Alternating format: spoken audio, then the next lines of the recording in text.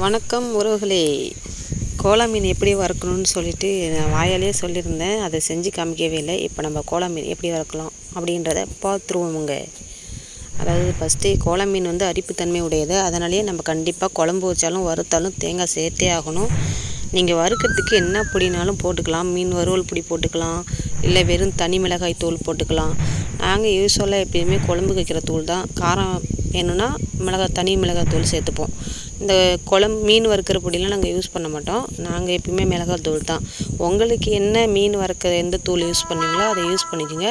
ஆனால் கூட கண்டிப்பாக தேங்காய் போதுமான அளவுக்கு சேர்த்துக்கிட்டு நான் அடுப்பில் தான் சமைக்க போகிறேன். அதாவது விறகு அடுப்பில் தான் சமைக்க போகிறேன். நீங்கள் எதை வேணால் சமைச்சிங்க. ஆனால் நான் தேங்காய் எண்ணெயில் தான் பொரிக்கிறேன். மீன் பொதுவாக எந்த மீனாக இருந்தாலுமே தேங்காய் எண்ணெயில் பொரித்தா டேஸ்ட் அதிகம்னு தான் சொல்லுவாங்க.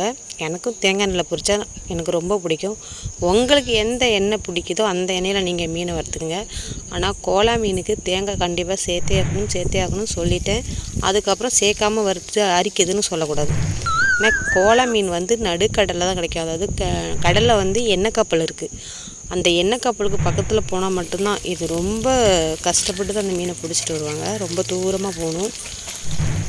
இது வந்து எப்போதுமே கிடைக்காது. இந்த ஏப்ரல், மே, ஜூன், ஜூலை இந்த மாதத்துக்குள்ளே தான் கிடைக்கும்.